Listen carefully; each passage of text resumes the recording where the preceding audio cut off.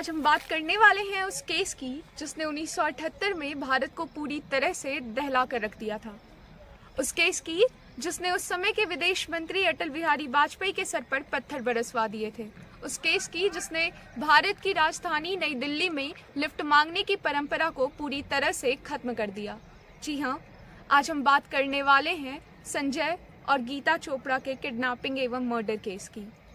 तो इस कहानी की शुरुआत होती है 26 अगस्त 1978 से। धौला कुआं ऑफिसर्स क्वार्टर में एक भाई बहन युवा वाणी ऑल इंडिया रेडियो में जाने की तैयारी कर रहे थे। उनके माता पिता को काफी गर्व महसूस हो रहा था क्योंकि रात के 8 बजे वो अपने बच्चों की आवाज रेडियो पर सुनने वाले थे। तय यह हुआ था कि 6 बजे वो दोनों भाई बहन साथ में बाहर निकलेंगे ताकि वो रेडियो स्टेशन पहुंच सके। अगर उन्हें रास्ते में कोई लिफ्ट मिल गया तो वो लिफ्ट ले लेंगे और वहां पर 8 बजे रेडियो का प्रोग्राम खत्म करके ऑफिस के सामने 9 बजे वहां से उनके पिता यानी मदन मोहन चोपड़ा उनको वहां से वापस स्कूटर पर बिठाकर अपने घर ले आएंगे।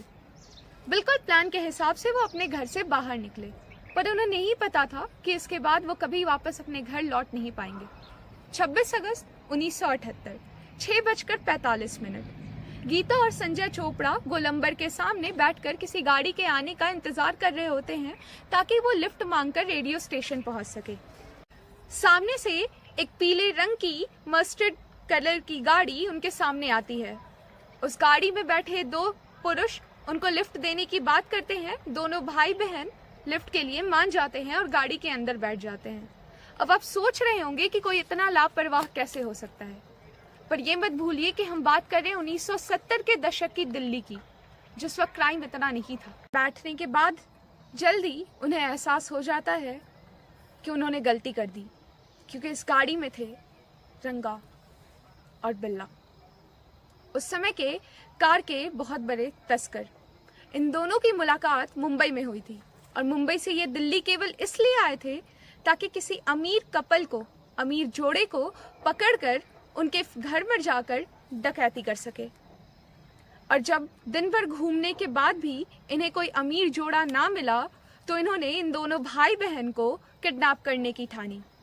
पहनावे से गीता और संजय चोपड़ा काफी अमीर घर के नजर आ रहे थे और दोनों अंग्रेजी में बात कर रहे थे, तो इन्हें लगा कि इन दोनों भाई बहन की फिरौती की रकम काफी ज्यादा होगी।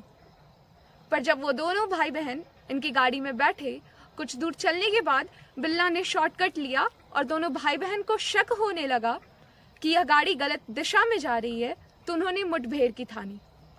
मुठभेड़ में रंगा और बिल्ला को यह एहसास हुआ कि ये दोनों भाई बहन के माता पिता कोई अमीर व्यक्ति नहीं बल्कि एक नॉर्मल नेवल ऑफिसर हैं, और तब उन्हें पता चला कि उन्हें फिरौती में इतनी बड़ी रकम नहीं मिल पाएगी।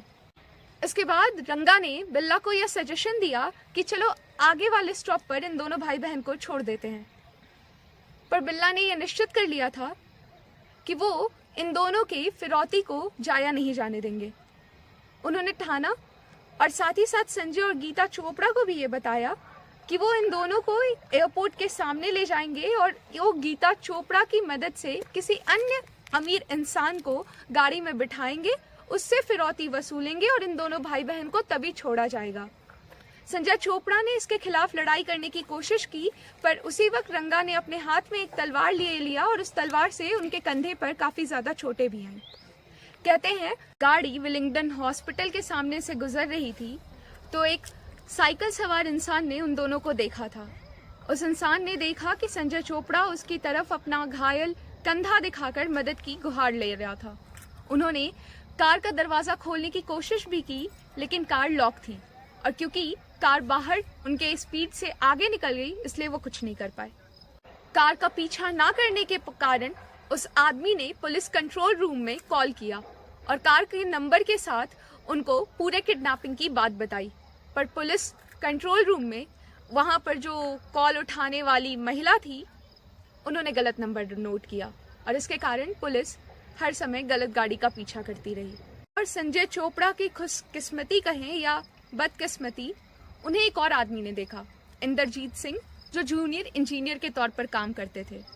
उन्होंने भी गाड़ी का दरवाजा खोलने की कोशिश की, पर वो भी नाकाम रहे। उन्होंने गाड़ी का पीछा करने की भी कोशिश की, लेकिन क्योंकि गाड़ी रेड सिग्नल लांग कर चली गई, इसलिए वो भी उनका पीछा नहीं कर पाए। जिसके बाद उन्होंने इस बार राजेंद्र नगर पुलिस थाने में कॉल कर इस गाड़ी के सही नंबर के साथ दोनों बच्चों के उस गाड़ी में फंसे होने की बात कही।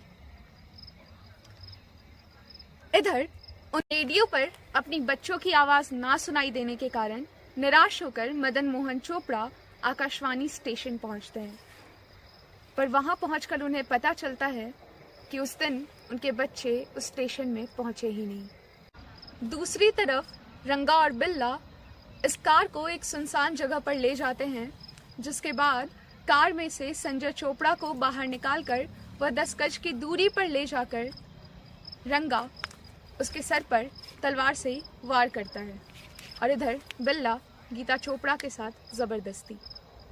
इसके बाद इस बार रंगा गीता चोपड़ा के साथ कार में होता है तो बिल्ला हमेशा की तरह संजय चोपड़ा पर वार करते रहता है। इधर संजय चोपड़ा को बार बार तलवार से घायल होने के कारण उनकी मौत हो जाती है और इधर गीता चोपड़ा अपने आप को बचाने के लिए बिल्ला के सर पर वार करती हैं। जिसके बाद वो दोनों गीता को अपने भाई से मिलवाने के नाम पर कार के बाहर निकालते हैं, पर पीछे से बिल्ला फिर से गीता के सर पर वार कर उन्हें भी मार देता है। इधर मदन मोहन चोपड़ा हर तरफ से निराश होकर पुलिस के पास रिपोर्ट लिखवाते हैं, तो उधर रंगा और बिल्ला अपने की गई करतूतों की गहराई नापकर भागना शुरू करते हैं। कभी दिल्ली से मुंबई, कभी मुंबई से आगरा, तो वापस आगरा से दिल्ली। हर तरफ उनकी तस्वीरें हर अखबार में छप जाती हैं और सबसे कमाल की बात आती है इनके अरेस्ट के ऊपर। जब ये दोनों वापस ट्रेन से दिल्ली आ रहे थे तो गलती से ये उस बॉगी में चढ़ जाते हैं जो बॉगी इंडियन सोल्जर्स के लिए रिजर्व थी। सारे सैनिक इनको हर तरफ से घेर लेते हैं और जब इनसे इनकी आइडेंटिटी मांगते हैं तो रंगा बिल्ला को बोलता है कि वो भरा हुआ कार्ड देना, जिसके बाद सभी सैनिकों को शक होता है और क्योंकि उनमें से एक सैनिक सुबह सुबह ही रंगा बिल्ला के केस के बारे में पढ़ रहा था, इसलिए वो उन दोनों को झट से पहचान जाता है और दिल्ली पहुंचने पर इंडियन सोल्जर्स का वो यूनिट दिल्ली पुलिस को इन दोनों कैदियों को सौंप देता है। ये पहला केस था जिस केस में 4 साल के अंदर अंदर इन दोनों कैदियों को फांसी की सजा हुई थी। जिस कॉलेज में गीता चोपड़ा पढ़ाई करती थी, यानी कि जीसस मैरी कॉलेज, वहां पर अटल बिहारी वाजपेयी जब गीता चोपड़ा के बारे में सुनकर उस कॉलेज की लड़कियों से मिलने पहुंचे थे तो आक्रोश उन लड़कियों के बीच इतना ज्यादा था कि उनके सर पर पत्थर मारे गए थे और अटल बिहारी वाजपेयी को काफी चोटें भी आई थी। ये पहला केस था जिसमें देश के प्रधानमंत्री यानी उस समय मोरारजी देसाई भी संजय और गीता चोपड़ा के माता पिता से मिलने उनके घर पहुंचे थे और इंडिया में किसी भी क्रिमिनल केस में पहली बार ये हुआ था। इसी केस के बाद क्योंकि संजय और गीता चोपड़ा ने अपने आप को बचाने के लिए इतनी बहादुरी से लड़ाई की थी, तो आज तक 16 वर्ष से कम बच्चों को उनकी बहादुरी के लिए संजय चोपड़ा ब्रेवरी अवार्ड और गीता चोपड़ा ब्रेवरी अवार्ड से नवाजा जाता है। उनके मौत के बाद उन्हें कीर्ति चक्र से भी नवाजा गया था और उनकी मौत के बाद आज तक भारत में लोग लिफ्ट लेने से डरते हैं। If you like watching such true crime and mystery videos, please like, share and subscribe. And don't forget to comment the next topic you want to hear about. Thank you for watching.